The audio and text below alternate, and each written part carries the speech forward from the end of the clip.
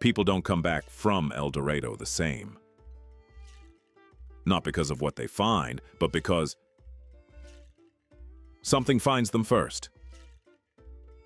The place that finds you.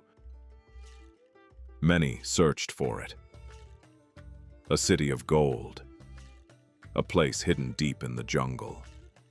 But the deeper they went, the less they agreed on what they were seeing. And this is where the story stops making sense. Deep in the northern regions of South America, inside the dense breathing green of the Amazon basin, there are rivers that don't just flow. They circle, slowly, as if something beneath the canopy isn't meant to be found. And somewhere between those waters, the search for El Dorado began. But the records shouldn't contradict each other. And yet, they do. Maps lead to different places.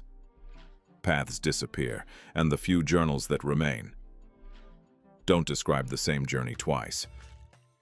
Some speak of gold, streets reflecting light that never fades, temples holding the sun and refusing to let it go.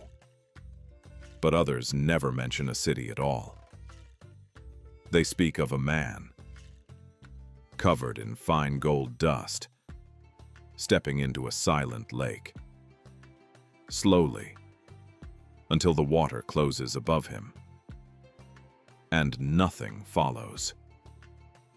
But that's only the surface of the story, not what it does to those who follow it. What happened next is where most people stop talking. In the 16th century, expeditions moved into the jungle. Names forgotten, routes erased. Some described a lake, still, flat like glass. Others described something else. Not voices, not exactly, but something close enough to follow. Many never returned, and the few who didn't bring answers, only change. Some of them made it back, but they didn't describe what they found. They described what stayed. They avoided reflections, water, even polished metal. One account says a man refused to sleep near windows. Another claimed he kept hearing something moving just behind him, soft like water shifting, and after a while, they all stopped searching. Not because they gave up, but because something told them to stop. And this is the part no one agrees on. Some say they were close, because they saw gold, shimmering between trees, hidden in the ground. But that's not what they found, because every time they reached it, it was gone. Gold never appears where you expect it. Some believed they understood it. They marked locations, returned with larger expeditions, better tools, clearer plans. But the jungle didn't change. The rivers didn't lead them back, and the gold never appeared in the same place twice, as if it wasn't being hidden, but moved. And this is the moment everything changes, if you notice it. If you stood there now, you would feel it first.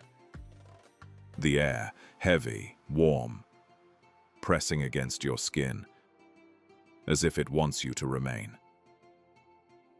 Light breaks through the canopy, uneven, shifting, and somewhere, water, distant but close enough to follow. If you kept walking, you would slow down. Not from exhaustion, but because something holds you. The ground softens, mud pulling at your steps, and then silence.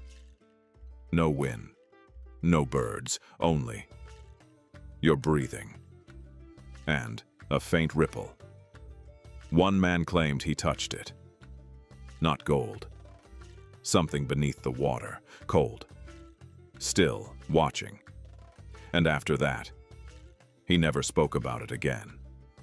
In front of you, water. Still. Too still. It doesn't reflect the sky. You step closer, then closer. If you leaned forward now, you would see it. A shimmer. Gold. Just for a moment. Then, gone. Gold never appears where you expect it. Sometimes, only for a moment. That moment, they all described it. Not wealth, not a city, but something seen, brief, unclear.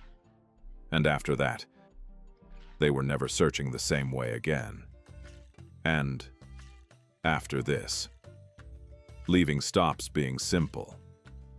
You think you're searching for a place, but the longer you stay, the less you remember why you came.